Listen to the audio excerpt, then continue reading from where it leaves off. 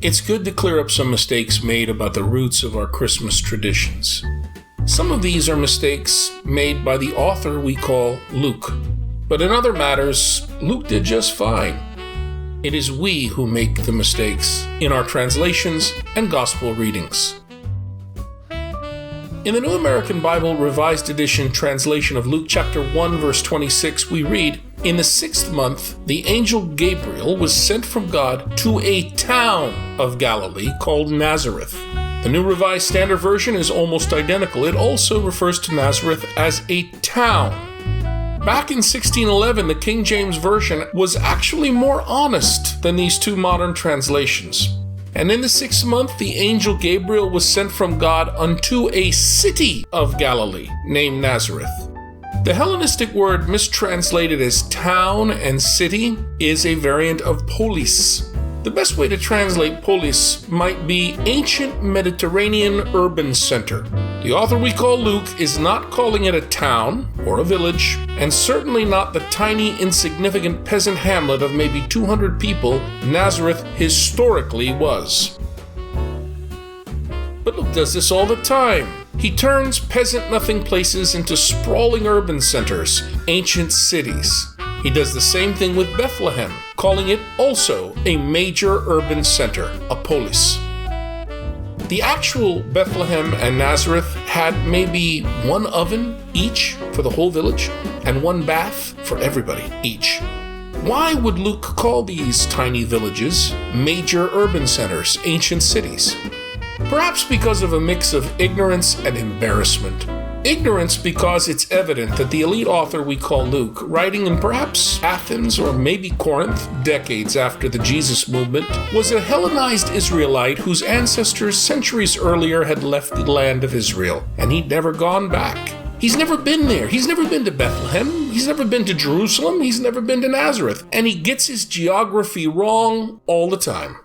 Embarrassment because the anonymous author we call Luke is a sophisticated urban elite scribe grappling to understand stories that originated among the poorest of Mediterranean peasants. Luke is also writing for elites, and he's a spinmeister. He must polish Jesus to appear palatable and relevant to his audience, who, like himself, have never been to Palestine or really dwelt in the agrarian surrounds of their own ancient Mediterranean cities. English translators who know from abundant evidence that Nazareth and Bethlehem could never have been ancient urban centers, but were tiny nothing places, very small hamlets, try and soften what Luke clearly meant by calling these places towns. Like, "O little town of Bethlehem." Folks, this is dishonest to the author. Luke clearly and wrongly meant ancient cities. Now let's take a look at the New Revised Standard Version translation of Luke chapter 1 verse 27. "To a virgin engaged to a man whose name was Joseph." Engaged? Is that the correct translation? No way.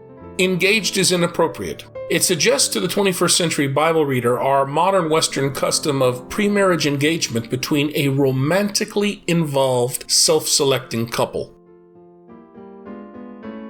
This is not what Luke is describing. Engagement is nothing like the ancient custom of betrothal, which is the proper translation. Engagement concerns self-selecting, romantically involved couples. But betrothal describes arranged marriage, which was Joseph's and Mary's situation. Their parents had arranged their marriage. Notice how Mary is called a virgin here? That doesn't mean her sexual status or the condition of her hymen. It means a teenage girl, just after her menarche, a marriageable and childbearing teenager.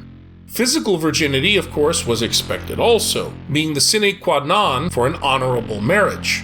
A Mediterranean woman without it would have shamed herself and her entire paternal family.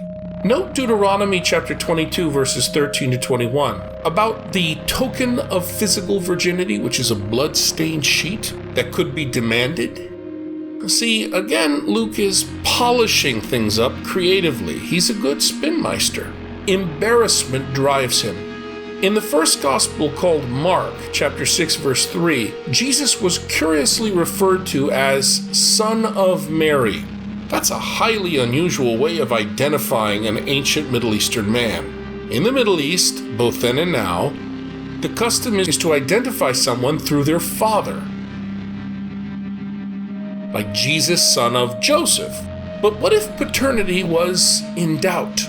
Well, then you might insultingly call someone son of his mother, like Jesus was called, son of Mary. When we say son of Mary, we've got over 1,000 years of devotional freight. A lot of Catholics and Eastern Orthodox and other Christians, when they hear son of Mary, they're thinking Christmas, they're thinking rosary, they're thinking something so beautiful and warm and good, something from devotions. But I guarantee you that that's not what Mark intends in chapter 6, verse 3. Son of Mary was a way of calling Jesus a bastard. Folks, it is both good and important to be honest with the Gospels and our Christmas traditions. Those Christmas traditions have humble beginnings, far more humble than our devotional manger scenes suggest.